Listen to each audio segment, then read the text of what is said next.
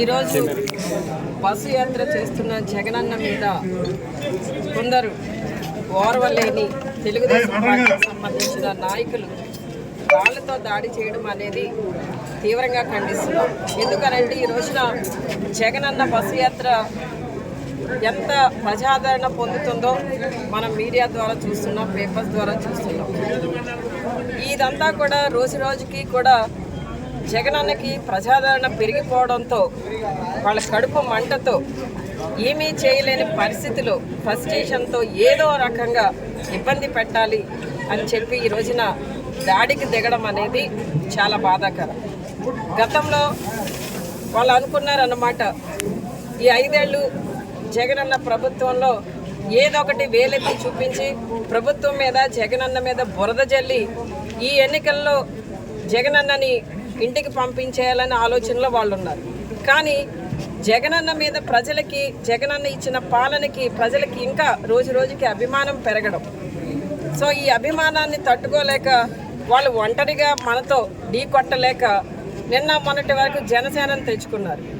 ఆ జనసేన వస్తే ఏదో ఉపద్రవం వచ్చేస్తుంది, ఏదో ఉప్పెనలా వచ్చేస్తుందని పాపం వాళ్ళు అనుకున్నారండి. ఏమీ జరగలేదు. తర్వాత ఇప్పుడు వెళ్ళి మళ్ళీ బీజేపీని తెచ్చుకున్నారు. అయినా కూడా ఏమీ ఎక్కడ వాళ్ళకి ఏం మైలేజ్ రాలేదు. ఏమీ చేయలేని పరిస్థితులు ఏం చేశారంటే షర్మిలమ్మ గారిని మన ఇంట్లో నుండే బయటికి లాగి కాంగ్రెస్లో పెట్టారు. అక్కడ నుండి ఆవిడతో ఏదో మాట్లాడిస్తున్నారు. అంటే ఏంటంటే ఎంతసేపు కూడా జగనన్న మీద రాజకీయంగా కుట్ర చేయాలి, జగనన్నని ఈ ముఖ్యమంత్రి పదవి నుండి దించేయాలి. ఎప్పుడు పవన్ కళ్యాణ్ అంటుంటాడు కదా, దించేస్తాను, దించడం కోసమే నా పార్టీ ఉంది, నా జెండా ఉందని. అందుకే అక్కడ తాకట్టు పెట్టుకున్నాడు వెళ్ళి. అంటే ఈ రోజు వీళ్ళ పరిస్థితి ఎలా ఉందంటే ఎన్ని తాకట్లు పెట్టుకున్నా, ఎన్ని ప్యాకేజీలు మాట్లాడుకున్నా, ఎన్ని జెండాలు కలిసి వచ్చినా కూడా జగనన్నని ఎవ్వరు ఏమీ చేయలేని పరిస్థితిలో వాళ్ళు ఉన్నారు. కనుక రోజు రోజుకి వాళ్ళకి విపరీతమైన ఫ్రస్ట్రేషన్, కడుపు మంట. ఇంకా తెలుగులో ఇంకా బాగా నాటు భాషలో చెప్పాలంటే వాళ్ళు ఎంతగా దిగజారిపోయారంటే రాజకీయాల్లో ఈ రోజున జగనన్న మీద, ముఖ్యమంత్రి గారి మీద భౌతిక దాడులు చేసే స్థాయికి దిగజారిపోయారు. అంటే ఈ రోజున నిన్న మొన్నటి వరకు జగనన్న బస్సు యాత్రల గురించి ఆ జనం వస్తుంటే వాళ్ళు ఏమని మాట్లాడుకున్నారంటే, ఇది రాయలసీమ కదా, రాయలసీమలో అలాగే ఉంటుంది, మళ్ళీ మా ఏరియాకి వచ్చేసరికి ఏం ఉండదు అన్నారు. అంటే విజయవాడ పట్టణం అంటే కృష్ణా జిల్లాకు వచ్చేసరికి అలాగే ఆ జన సందోహం ఉండేసరికి తట్టుకోలేని పరిస్థితులు ఈ రోజున ముఖ్యమంత్రి గారు అని కూడా లేకుండా దాడులకు దిగుతున్నారంటే వాళ్ళు ఎంతగా దిగజారిపోయారనేది మనం ఆలోచన చేయాలి. చంద్రబాబు నాయుడు నరరూప రాక్షసుడు అంటే నరాంతకుడు చంద్రబాబు నాయుడు.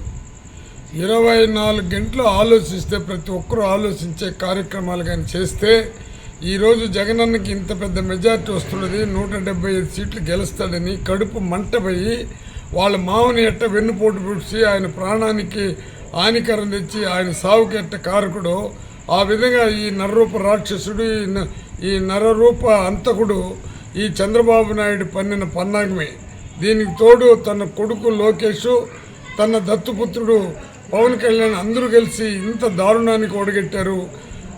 ఇదే విధంగా కానీ ఇది ఎంత పెద్ద దారుణం అంటే దీన్ని కమిషనర్ వరకు తీసుకొని పోయి సుప్రీంకోర్టు వరకు నేను వాళ్ళకి విన్నవిస్తున్నాను. ఇటువంటి నరరూప రాక్షసులు ఉండేంతవరకు ఈ దేశం బాగుపడదు. శాంతియుతంగా పోయే యాత్రను కూడా ఈ విధంగా చేసి ఆయన్ని ఎటువంటి పరిస్థితుల్లో ఆయన మనుగడ ఉండకూడదు, జగన్మోహన్ రెడ్డి ప్రభుత్వం రాకూడదని, ఆయన ఉన్నంత వరకు ఈ నరరూప రాక్షసుల ప్రభుత్వం రాదని ఆలోచించి ఈ చంద్రబాబు నాయుడు అనే వేడు కుట్రబన్ని ఈ విధంగా రాళ్లతో వేసి దాడి చేస్తుండే ఈ నరరూప రాక్షసుడికి రేపు ప్రజలే బుద్ధి చెప్పాలి. నేను ఎన్నో పర్యాలు కూడా చెప్పినాను, నువ్వు అంతకుడికైనా అంతకుడే చంద్రబాబు నాయుడు, నీలో పదవి దాహం తప్ప ఏ దాహం లేదు, నీకు ధనదాహం, పదవి దాహం. ఎవరినైనా నువ్వు ఆ పదవి కోసం ఎవరినైనా అంతమందిస్తావు. రామారావునే నువ్వు ఆ విధంగా చేసావు. నీ యొక్క చరిత్ర ప్రజలకు అందరికీ తెలుసు. మళ్ళీ చెప్తున్నాము, మళ్ళీ చెప్తున్నాము, అందరూ నిన్ను నా కొడుకు ఇట్ట చేసినాడు, ఆ వాడు ఇట్ట వీడి ఇట్ట అని ప్రతి ఒక్కరు మాట్లాడుతున్నారు. నేను నిన్ను మళ్ళీ చెప్తున్నాను, నరరూప రాక్షసుడిగా పుట్టినావు కానీ నువ్వు మానవ అవతారం ఎత్తలేదు. నువ్వు నరరూప రాక్షసుడికి ఎత్తినావు, నరుల్ని చంపేదానికే నువ్వు పూనుకున్నావు.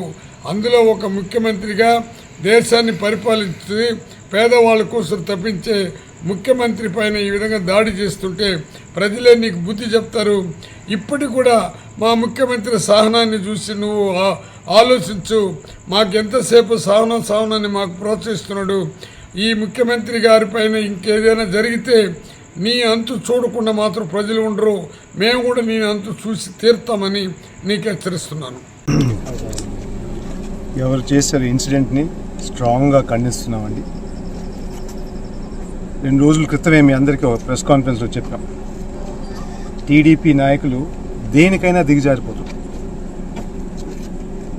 ప్రజలు ఇంటికి వచ్చి వాళ్ళని ఫస్ట్ బెదిరియడం, లేకపోతే వండడానికి ప్రయత్నించడం, లేకపోతే దాడులకి చేద్దామని చెప్పేసి ఆలోచనతో ప్రతి గ్రామాల్లో ప్రజల్ని భయపెడతాం.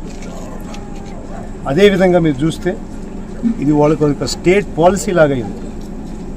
అంటే మన ఊరే కాదు, ప్రతి ఊర్లో ఇప్పుడు ఫైనల్గా మన సీఎం గారి మీదే దాడి చేశారు కాబట్టి చాలా బాధాకరం.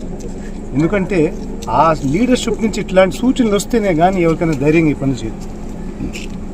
ఇది పర్వాలేదు అని చెప్పేసి వాళ్ళ స్టేట్ నాయకులు చెప్తేనే కింద స్థాయి వాళ్ళు ఈ విధంగా పనులు చేస్తారు. గ్రామంలో కూడా చేస్తున్నారు,